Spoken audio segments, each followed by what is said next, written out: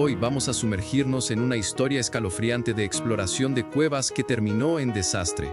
La historia trata de personas que, en el instante en que pusieron pie en la cueva mortal, ya estaban perdidas. Como siempre, se recomienda discreción al espectador. La mañana del 2 de mayo de 1976 amaneció brillante y despejada en Yorkshire Dales. 6 miembros del Club de Espeleología de la Universidad de Newcastle juntaron sus equipos y se prepararon para lo que creían sería otra emocionante aventura bajo tierra. Eligieron Langstroth Pot, famoso por sus dramáticas caídas verticales, aguas impetuosas y una serie de pasajes sumergidos llamados sumps. Los 6 amigos, Martin Blackburn, Brian Fox, Donald Southern y otros 3, llevaban meses practicando juntos el buceo en cuevas. Confiaban plenamente entre sí, y habían desarrollado las destrezas necesarias para enfrentarse a sistemas de cuevas complejos. En 1976, el buceo en cuevas todavía era un deporte incipiente.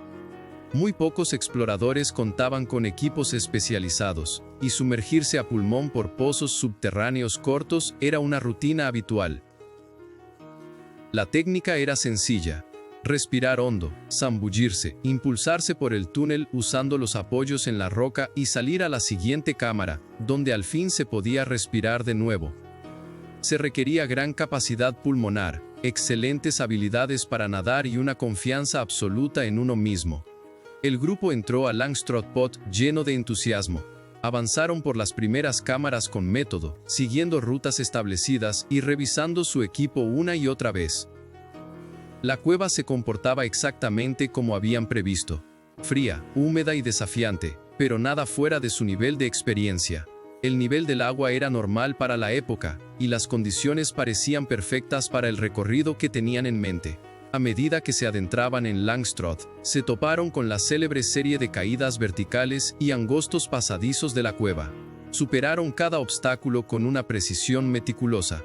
Avanzaban como un verdadero equipo, asegurándose de que todos pasaran seguros por cada tramo antes de continuar. Pasaron horas bajo tierra, recorriendo el intrincado laberinto de la cueva. Por fin llegaron al pozo que lo cambiaría todo. No era distinto de las docenas de pasajes sumergidos que habían atravesado con éxito a lo largo de los años. El agua recorría un túnel oculto bajo la caliza, y al otro lado, distinguían señales de una bolsa de aire donde podrían emerger y respirar. El plan era sencillo, rutinario. Los 3 primeros espeleólogos se sumergirían a pulmón por el pozo, saldrían en la cámara siguiente, descansarían, recuperarían el aliento, y continuarían explorando, mientras los otros 3 los seguían cuando estuvieran listos. Era una técnica que ya habían repetido incontables veces en cuevas similares de Yorkshire Dales. Martin Blackburn fue el primero. Respiró hondo varias veces, para oxigenar su sangre, hiperventiló brevemente para expulsar el dióxido de carbono, tomó aire una última vez, y desapareció bajo el agua negra. El túnel sumergido tenía unos 2 o 3 metros de largo, una distancia que un nadador experimentado debía recorrer en menos de un minuto. Brian Fox fue el siguiente, siguiendo la misma rutina de preparación. Al igual que Martin, desapareció bajo el agua oscura con total confianza, su luz desvaneciéndose en el túnel sumergido. Donald Southern fue el último del primer grupo, siguiendo la misma técnica que los había guiado cueva tras cueva. Emergieron tal como lo habían planeado, jadeando y victoriosos, en lo que parecía una bolsa de aire perfecta al otro lado del pozo. La cámara parecía la salvación, un refugio para descansar, recuperar fuerzas y prepararse para el siguiente tramo. Pero esta vez fue distinto. Desde el punto de vista de los que esperaban su turno, todo parecía normal. Sus compañeros se habían sumergido, y al parecer, habían salido a salvo en la cámara del otro lado. No se oía ningún grito, ningún indicio de que algo hubiera salido mal. Lo que esos 3 exploradores ignoraban, lo que ninguno de ellos podía imaginar, era que la bolsa de aire donde habían emergido estaba contaminada. La cámara contenía lo que los espeleólogos llaman aire viciado. un ambiente en el que el oxígeno se había agotado, reemplazado por niveles letales de dióxido de carbono. La atmósfera en la cámara era venenosa, pero era un veneno que tenía exactamente la misma apariencia, olor y textura que el aire común. No había ninguna advertencia, ningún indicio claro de peligro. Los exploradores salieron a la superficie, aliviados de poder respirar otra vez tras la agobiante inmersión, sin saber que cada respiro los mataba poco a poco. El aire contaminado puede desarrollarse en cámaras subterráneas por muchos motivos. La materia orgánica que se descompone en aguas estancadas puede consumir oxígeno y, a la vez, generar dióxido de carbono. Una mala circulación del aire puede permitir que los gases peligrosos se acumulen con el paso del tiempo. A veces, las mismas rocas pueden liberar gases que hacen imposible respirar. Cuando Martin, Brian y Donald salieron a esa cámara, jadeando tras la inmersión, estaban respirando veneno. El gas era invisible, no tenía olor y era absolutamente letal. Con cada respiración, recibían menos oxígeno y más dióxido de carbono de lo que sus cuerpos podían soportar. Los efectos del aire contaminado son insidiosos. A diferencia del ahogamiento, que es violento y evidente, el envenenamiento por dióxido de carbono es silencioso, engañoso. Las víctimas pueden empezar sintiendo mareos o confusión. Sus pensamientos se nublan, pierden la coordinación y de repente, sin advertencia, la conciencia se apaga. Los tres jóvenes no tenían ni idea de lo que les ocurría. En un momento, estaban recuperándose de la natación, pensando en el próximo paso dentro del sistema de cavernas. Al siguiente, su vista se volvía borrosa, sus cuerpos pesados y sus mentes incapaces de pensar con claridad. Uno a uno, Martin, Brian y Donald se desvanecieron y se hundieron en silencio en el agua. No se ahogaron en el sentido tradicional. Fueron envenenados por el aire mismo, en el que confiaban para salvarse tras el buceo.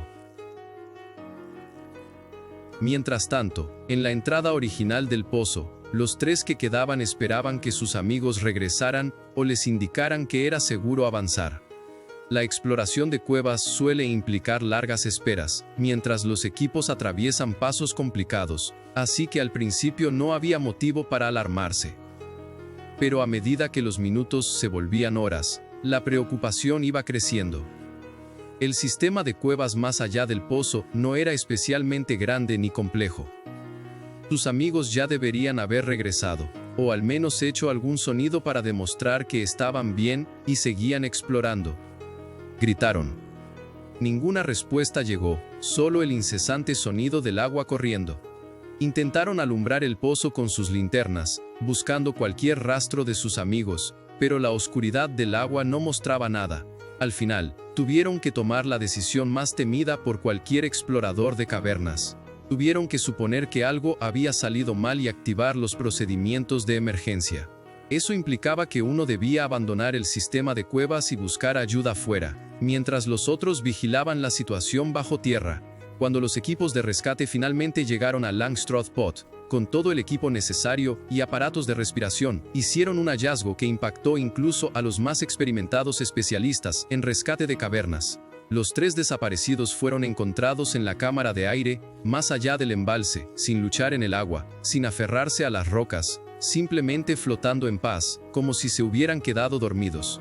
Los equipos de rescate pronto comprendieron lo que había pasado al analizar el aire de la cámara. La atmósfera era tóxica, con niveles peligrosos de dióxido de carbono y tan poco oxígeno que la vida humana era imposible allí. La cámara, que debía ser un refugio, se había transformado en una trampa mortal.